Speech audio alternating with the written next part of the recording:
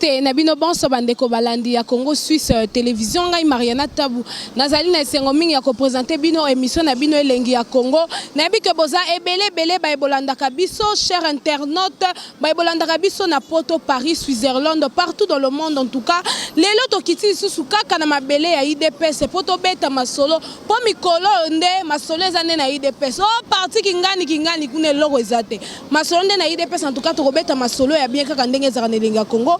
Mais avant de kota na vif ya sujet na ngai peut lelo na yambi cadre moko ya ligue de jeunes ya IDPS o ko se présenter pe poto beta masolo wana en tout cas.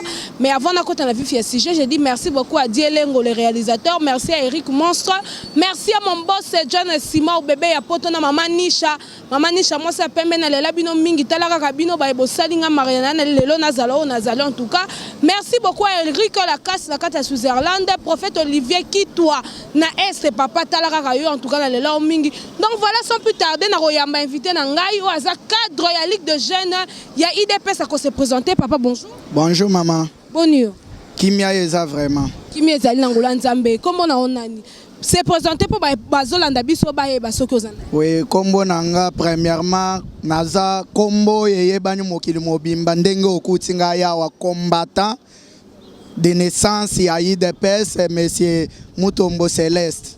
C'est Mutombo Céleste. Tokuti le na kata mabela IDPS kaka ndenge za po bango bazaka à chaque jour.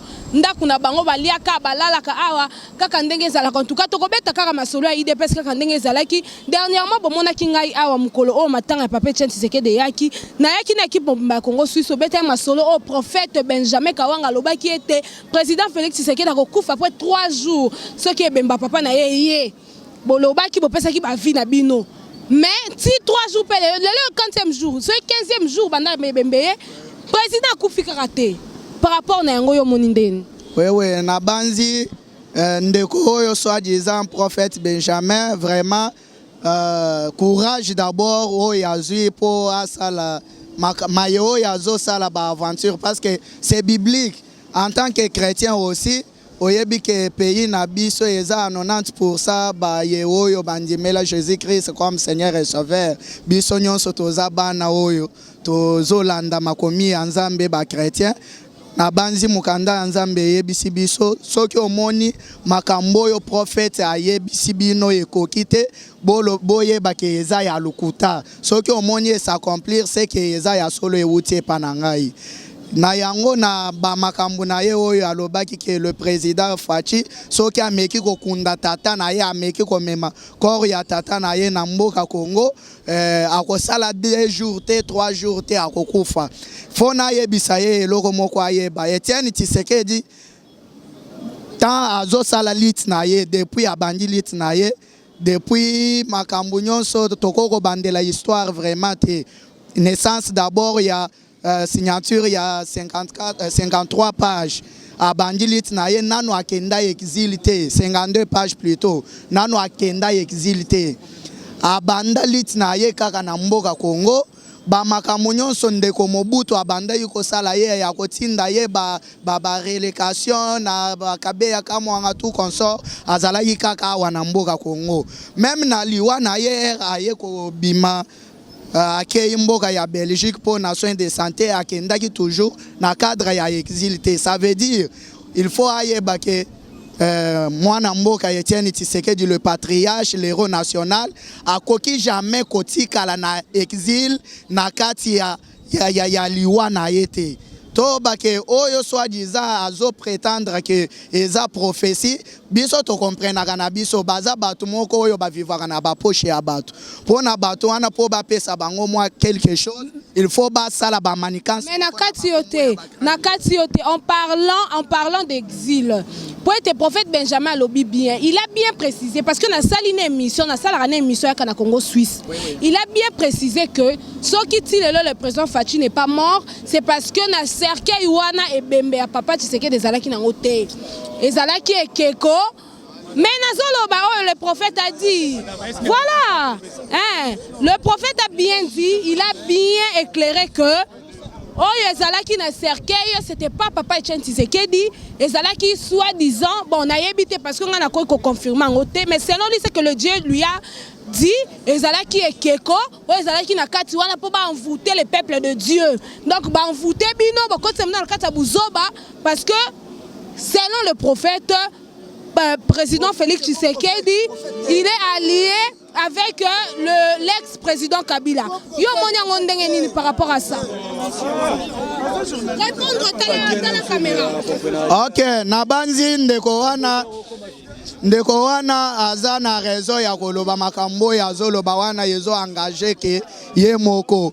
Mais eloko moko na koyebisa ye eza ke le même personne oyo bazoloba ke na cercueil Etienne Tshisekedi azalaki te le cordon des héros national azalaki te baza batu moko oyo balobaki dans le temps que Etienne Tshisekedi basi bakunda ye na Bruxelles. Ça veut dire oyo bango bazoloba ba manikance na ba mensonge na bango. Est-ce que lobi mensonge na bango? Est-ce que yo posa na preuve au mona qui vraiment ebembene za na kata cercueil? OK, nous en tant que combattants ya UDPS déjà na banzi question wana se posa ki avant encore ya communiquer ya famille oyo batunaki famille par rapport ya que est-ce que bako permettre pour que ba tika corps tout le peuple congolais bako leka na cercueil ba acquérir nani ba lobaki boy ba docteur oyo bako yana nani na poto na mikili ya poto bako ya bakotu na bango si ça sera possible mais soki ekozala vraiment possible te bako pona bato oyo bazo regrouper bato comme ba cardinal Mosengo bato ya société civile nani tolo bake bato nyonso bazo regrouper bato po ba s'acquérir na situation si réellement Etienne Tshisekedi. Mais pourquoi? Mais la carte, mais pourquoi seulement ils ont permis à ce que tout à haut niveau, comme Mosengo, comme président, kaka pour la nini bangonde batala parce que binonde peuple bobunda bitumba longtemps na papa Etienne Tshisekedi bozaki na simanaye tina ndenge président Félix Tshisekedi azu bokonzi binonde bwana simanaye donc binonde bozaki mieux placé pour mon ebembe pourquoi ba poner ka batwana. OK, il faut yeba eloko moko ebembe ezalaki na Bruxelles na façon ebembe ya président ça fait déjà 2 ans oye fandi normalement par rapport ya pouvoir oyo ya haine tozalaki nango ezalaki vraiment impossible pour okuta ebembe ya moto efanda pendant 2 ans. Comme ebembe fanda ki pendant 2 ans, il fallait ki d'abord ba bombe ebembe wana bien ba traiter ango bien ezala vraiment te net eza ebembe ya 2 jours te. So que ezala kana 2 jours peut-être na 1 semaine ou 1 mois, ça peut être autre chose. Mais ebembe sali na mikili ya poto 2 ans. Il faut yeba ke ba ambome ango na façon peut-être ya ke ba toko ko banda peut-être ko exposer ango na n'importe qui. Mais mundele pas mayele mundele za parce que tout le monde a rabattu belé pe ba kufa mais ba nzoto na bango pe ba soki ne pe na ba cercueil a kufa après ba autant d'années ba monaka ngai problème na ngai za bo répondre prophète pourquoi bino bo monaki ango tende ti yo za cadre na ligue de jeunes ya IDPS. Pourquoi tu n'as jamais vu le corps de papa Etienne Tshisekedi tant que c'est pourquoi réponse n'a pas si est prophète. Nazo répondre yote nazo répondre prophète. Le faux prophète là. Na répondre yeboui. Corps ya Tshisekedi a koufi na Bruxelles. Papa Etienne Tshisekedi l'héros national, le cordon des héros national a koufi na Bruxelles. Il a fait 2 ans. Oyo 2 ans 6 mois. Oyo tozi to permettre par rapport ya banani na bango ba manikance na bango avec leurs alliés ba permettre biso te to kunda Etienne Tshisekedi corps na ye ya na mboka te et ou meli mingi na ba technologie ozolo ba par rapport ya ko garder corps ezala pendant longtemps ezala exposé eza mabete. Il faut yeba que Etienne Tshisekedi azalaki d'abord l'ancien premier ministre. Le pouvoir ancien et permettait qu'il et zoaba moyen oye kokisami en tant que l'ancien premier ministre pour y mettre à disposition pour makambo nyonso wana esalemate. C'était par la haine oyo babanda yuko sala ke corps ya Tshisekedi e yate. Il faut nazolo ba obosa na tema yo yeleka neti dans le temps passé baye ko proposer biso IDPS pour que avant corps ya Tshisekedi ya ba to échanger na yango na politiquement parlant avec moi notre actuel président pour comme premier ministre. Merci ko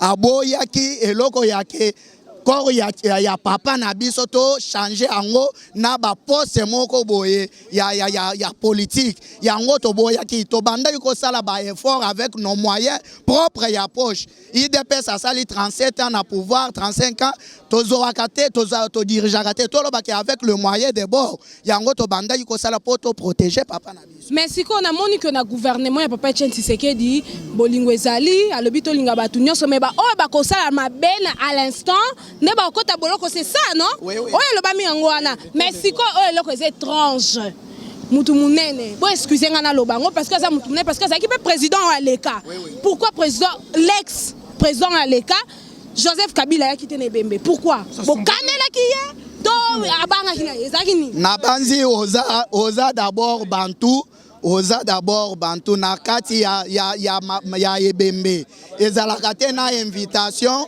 oyo bapesaka na mutu te po aya na banzi question oyo ozotuna ngai naza vraiment mieux positionné te ya ko répondre ango vaut mieux ozwa courage en tant que journaliste okende komona mwana ndeko Kabila otuna ye pona nini ayaki na Ebembe te peut-être azo se reprocher na eloko moko voilà yango sikoyo na tuna ki opote na kota na question na yebisa o sikoyo prophète Benjamin Kawanga lobi boye soki Joseph Kabila yaki na Ebembe te parce que ba yebi makambo basala na président Félix Tshisekedi yo bomona ki Kagame ayaki a na Kinshasa parce que ndenge lobamaka Kagame na président l'ex-président Kabila baza eloko moko mais pourquoi Kagame ayaki Joseph Kabila ayaki te alobi que selon lui le président Félix Tshisekedi ayokana kina Kabila acha makolo na Ebembe te yo mona ondeni. Oui, d'ailleurs eza toujours ba mensonge oyo ndeko wana zoloba parce que Joseph Kabila aza ex-président. Le président de la République de Rwanda aza président en fonction. Aye na matanga ya quitté na matanga en tant que ami privé ya Félix comme simple personne non. Aye en tant que chef de l'État, aye kota la homologue na aye chef de l'État ya République démocratique du Congo et son président aussi ya Union africaine.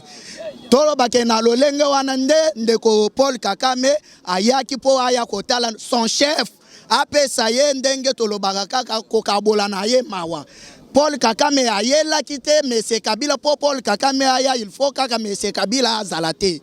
Paul Kagame aza président en fonction, notre président actuel Félix Antoine Tshisekedi aza président de la République démocratique du Congo. Azoaki matanga ya tata na ye to ba que c'est logique en tant que Paul Kagame membre ya Union africaine aya kotala président na ye ya Union africaine akabola na ye ma. Voilà en tout cas bana Congo bana Suisse partout dans le monde place besoin ndabiso awa tozali na mabele ya président Félix Tshisekedi donc limité donc ndaku na biso kwa ndaku ya bana Congo kaka ndenge ezalaka mais naza pe na question mususu pona yo en tout cas photo tuna balobi boye que président ya cour constitutionnelle pardon aza mutu oyo azalaki établi par Joseph Kabila mais siko pourquoi tozomona jusque là gouvernement ezofanda te comme par exemple tomoni ndeko na biso Jean Koubalo qui député le président ya cour constitutionnelle a écarté pour acha within moleka na place ya Jean Koubal. Pourquoi ils ont ça là? Pourquoi bazolongola ka batu oh déjà bachaki pona ko sepelisa batu mususu oh déjà basala. Pourquoi ils ont les kabongo? Gouvernement jusque là ils ont vendre na nté. Bozolo banini bino bataide. Merci beaucoup maman na banzi comme otuninga mutuna oyo ya politique pona bandeko na biso ya ba député bazokata na banzi naza sur un certain eza kaka ba député ya lamuka te même ya bandeko ya FCC bazokata bango mais ya mutu ya koyeba eza boy na ya tokendaki maponami seni apesa ki mutu na mutu possibilité ya ko aligner ba témoin na ye pour s'enquérir na ba preuve oyo ya électorat na ye na banzi si lelo soki bakati ba député ya lamuka cour constitutionnelle wana eza cour constitutionnelle oyo biso nyonso na bandeko oyo baza lelo ba choisir nzela ya kozala na opposition ya lamuka oyo biso nyonso ensemble tozalaki tokotaki na élection parce que net biso IDPS na kati ya seni tozalaki na mutu na biso te neti ndeko oyo azalaki wana ya IDPS déjà to écartaki ye depuis longtemps kalamba mais le reste ya batu neti MLC bazalaki na mutu na bango wana na bandeko mususu bazalaki na batu na bango wana maintenant bakati bakei na cour bakoti si recours na cour c'est normal soki bakati mutu na bino il faut bo mema ba preuve po bo contredire nani arrêt ya cour ke makambu bokati ya biso ba preuve yango oyo bokati wana eza yango te eza makambu ya kobelisa mutu te eza makambu ya kozala na ba preuve parce que okoki ko chanter to yebisa bandeko bazola na biso toza na kozela gouvernement ko bimakaka bon est-ce que ezolo ba maketo zela ti deza à ce qui concerne le gouvernement de la République démocratique du Congo ezalaka gouvernement oyo ya bato batekaka bato bazosala nani lipatete eza gouvernement ya mboka ça veut dire avant ya commettre gouvernement en place il faut koyeba nani oyo tokoko chaye wapi nani akoko zala wapi parce que il faut oyeba ke Congo mboka na biso touti na kati ya libulu moko incroyable on ne peut pas commencer des choses pour kosepelisa mitema ya batu po babanda koloba ke bomoni boye non le président Félix Antoine Tshisekedi en tant que président de la République ayebi azokende na makambo parce que déjà même gouvernement toza en dehors ya délai ya constitution te toza toujours na kati oui boza na kati ya makambu en parlant de président Tozela toza na kati ya kozela mais apparemment hier ce qui s'est passé eza ezoloba maté parce que apparemment to monaki hier ezaki confrontation entre le jeune homme Toba tu ya PPRD Toba cadre PPRD na bino ba cadre net yo par exemple oza membre il y a ligue de jeunes il y a IDPS qu'est-ce qui s'est passé parce que moi hier bandeko j'ai assisté dans un enseignement quand on a cadre de recherche na ke lukaka ndeto luka mbongo na ngina tika vina ngai parce qu'il y avait des policiers on ba betaki masasi hier ngai nazomona nde ba obeta bato IDPS masasi hier na triomphal en tout cas ça y a passé on a bien on a kitana nous. Qu'est-ce qui s'est passé? Pourquoi confrontation à Bongo? Ok, comme yo moko assistaki na affrontement ango, na banzi lobby IDPS, bazalaki na programme mon côté à ce qui concerne comme marche, comme activité politique mon côté. Na banzi comme yo moko zalaki sur le terrain. Au monaki, il y a nos frères yo ba pesi bandeko ba recruter bandeko na biso oyo baza identifié pona kosala trouble ko banda ko beta bandeko machete oyo bazoluka bambongo na bango na voie normale comme bandeko na biso ba motocycliste ba banda ikosala ba affaire na bango comme d'habitude. Qui bandeko est parti nini précisément? Ya PPRD oyo bazwaki FCC oyo bazwaki Bérin Rouge précisément na tête na bango na ndeko Chaleur na ndeko Kadima il y a plusieurs personnes oyo baza vraiment identifiées oyo bazalaki bazo attaquer le simple citoyen congolais oyo babanda koluka mbongo na bango pona kobotola bango kotumba ba moto ko tuba batu bambeli et en plus ya grave lisusu na kati na bango les civils baza babanda kozala na ba manduki yango vraiment tolobi ke bandeko wana bazo se tromper cible tala ndenge baye batumbi ba parti ya bandeko na bango moko ya pepe non rectification ndenge elobami parce que bandeko wana pe balobaki ba l'équipe na émission balobi que ezande bino batu ya IDPS bokeiti na mabele na bango boke kotumba bango parce que comment ça se fait que bango moko ba mitumba merci beaucoup na bandi comment ça se fait que bango moko ba mitumba parti na bango merci maman nazo répondre à yo batu bazalaka na habitude ya kotumba batu kotumba ba siège ya batu na banzi eza batu PPRD FCC. Comme exemple, oyebi to utaki ko kunda na pouvoir na bango nos combattants d'élite, paix à leur âme, ba héros national le martyr. Ba utaki ko tumbela bango na kati ya siège oyo ya UDPS. Lelo lisusu ba uti ko meka lisusu makambo na bango na leur pensée c'était quoi? Pour venir saboter permanence ya UDPS.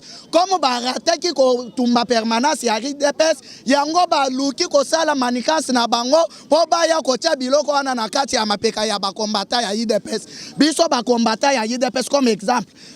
Peuple congolais batelemaki bakendaki basilikaki ke il y avait un député au Yalobaki mabé contre le chef de l'État. Basimbaki eloko ya mutute, batumbaki eloko ya mutute. Mais tel exemple na bango bakei na boule na bango ya ko saboter des citoyens congolais. Oyo bazo lukambongo na bango bakendaka sima ya mutute po ba pesa bango ba 5000. Batumbi ba anje na bango oyo basombi ango cher. D'ailleurs pour leurs informations, ba se préparer en conséquence parce que justice à cause bagoya na justice pour subir conséquences ya ba acte nyonso ya barbare ba wuti ko sala. Le prophète Benjamin lobi que nyonso esalama ki lobi parce que ngana yebi que IDPS na fait c'est pas allié. To eza lokuta. Oui. Vous êtes alliés, non? Vous êtes alliés, oui ou non? Oui. Voilà, vous êtes alliés. Mais vous êtes presque là comment parce que français eza na makambo ebele. Mais si ko yo ngai na lobi boye, ngana solo ba boye. Prophète Benjamin lobi que tellement que mbutu eza entre bino na FCC qui allié na bino eza ya kindoki ndenge ya lobi eza makamba molili bino moyebo mona ngo eza te parce que ba mfutaka na bango bino chaque jour. Yango na bomoni ke bokomi ko bomana entre bino parce que apparemment bino na FCC bokoma presque bandeko ba frère po to banda obunda te mboka koma na ka champ de bataille to banda obunda bandeko na biso ba kufa kana bango non. Vous êtes de frères parce que vous êtes des congolais. Mais pourquoi vous bandit kakabino moko wana ko bomana tout ça et pourtant ba continuer bino moko basé loko mo. Nabanzi à ce qui concerne intérêt général ya Congo biso IDPS soki ndeko oyo azo abandi ko révéler lo parce que abandaki kosala ba rêve na ye azobina jalelo sima ya bato na yebisi ye tika jalelo sala musala ya nzambe ndenge longo bani yo bandaki ko bina jalelo sima ya bato biso to bandaki ko sala maye politique na kati ya Congo comme exemple Thomas Etienne Tshisekedi l'héros national paix à son âme Nathan depuis l'Itnaye il y avait beaucoup de gens qui ont trahi. Mais au bandai komona dans le temps d'intérêt général de la nation, Etienne Tshisekedi a bandai toujours ko fongole la batu porte pour na ko poussa bango penenaye. Comme exemple, les lo bande ko yo bazo telema sans honte ko lo bake bango bakanya ki IDPS na élection to cash na ma bande ko Fayulu. Oyo azo telema azo se porter 40 aujourd'hui. Ya koloba ke ye akanya mwana mboka Félix Tshisekedi na maponami. Biso to yambiye comme mwana to memiye na maboko. To memisi ye libele. To melisi ye libele to tiki libele to mbandi ko melisa ye biberon. Neti sen moko oyo lelo Fayulu akoma koloba soldat du peuple. Fayulu kaka marche moko oyo kutu bazalaki na mwana mboka Félix Tshisekedi na triomphal parce que biso nde to memaki mwana mboka Martin Fayulu ba beta ki ye nani balanka utu mwana mboka Martin Fayulu akweya na se mais à partir ya wana nde na comprendre ka ye parce que c'est comme si mémoire na ye beba à partir ya wana parce que biso batu to mema ye mémoire ya mwana mboka Martin Fayulu je pense que beba na wana parce que à partir ya balanka uchu wana oyo mwana ndeko Kabila betaka ye nde a perda vraiment connaissance pe sens na ye ya bomoto bato oyo ba mema yo ba melisi ye libele ba melisi ye biberon ba lakisi yo ndenge ya kotambola pe ndenge ya kobima na bato koma boni yo oza kaka bobele yo moko na parti politique na yo et d'ailleurs parti politique na yo soki otuni un citoyen congolais kombo nango eye banete Comment on a décidé? Maman, yonde olobi yango. Mais ce qui otamboli vraiment na micro balader na kati ya population congolaise, okoyoka ke baza na difficulté ya koyeba kombo ya parti politique pe place siège nango eza. Voilà, en tout cas moi na mboka bo comprendre ya za cadre moko ya ligue de jeunes na kati ya IDPS en tout cas okoloba mingi po lobi pe to kita susu awa po mitune zebele bat bazebele en tout cas to comme na suka émission na biso mokola lelo pona ba lobi en tout cas na bike bana IDPS bolinga koloba mingi lobi nga Mariana na kokita lisusu poto beta masolo poto la kaka esala ka bien pona ba o bakenda poto kala donc conseil nini ya suka oyo ko pesa mukie kaka moi conseil pour bana poto bana Paris partout dans le monde ba comprendre vraiment qu'est-ce qui se passe. En tout cas conseil nazo pesa na bandeko na biso oyo baza na poto na Paris oyo baza na Londres oyo baza na États-Unis mboka ya Angleterre na yebisi bango il faut Congo déjà changement oyo to bundela oyo mingi kati na bino bakenda ba exil bazwaka chance te ya kozonga na mboka na biso lelo changement yango oyo. Notre président de la République démocratique du Congo, Félix Antoine Tshisekedi, a fongolé libino ba porte pour boya na mboka na bino, pour zala fier d'être congolais.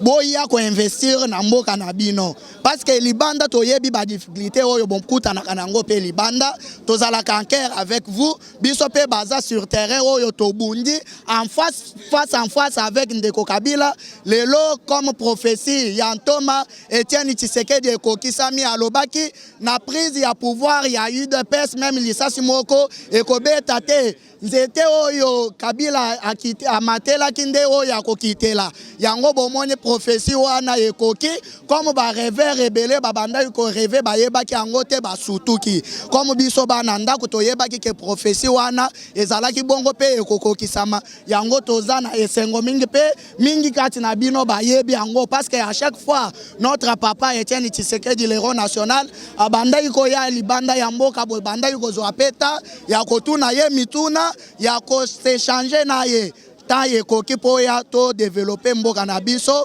oyo eza passé notre président de la République alobi il a mis un trait na makambo le kaki pour que tu instaurer état de droit parce que les lois qui to lobby que to banda ko kanga to kotika mutu te batu nyonso oyo basali IDPS mabe basali peuple congolais mabe na yango boya ko investir na mboka na bino nous sommes en cœur avec vous merci bye. Voilà, en tout cas, merci beaucoup. En tout cas, membre, il y a Ligue de jeunes, en tout cas, IDPS. Comme il y a une émission, il y a le Lengi ya Congo, il y a Mariana. Nazaki ne se ngomi ya Kosolana, bande konanga ba Congolais, bande konanga biso ya IDPS. Et pour biso to tambola partout. Na ba parti politique pe mususu wana to beta kana biso masolo kaka ndenge ezalaka. En tout cas, to comme na suka émission na biso, je dis merci beaucoup à Dieu Lengo le réalisateur. Merci beaucoup à John Simon, mon boss bébé à Poto, maman Nisha Labino Mingi. Merci à Eric Lakasso na kati ya Suisse. Merci beaucoup, prophète Olivier Kitwa, pasteur Jean-Robert, pasteur Mwakadi Mwamba Boss, bino nyonso boza ebele, bao bolinganga, na bao pe bolingana bino ngaite, menga na lingana nga bino. En tout cas, tokutani, à la prochaine, kaka na Congo Suisse Télévision, abonnez-vous massivement, ciao ciao.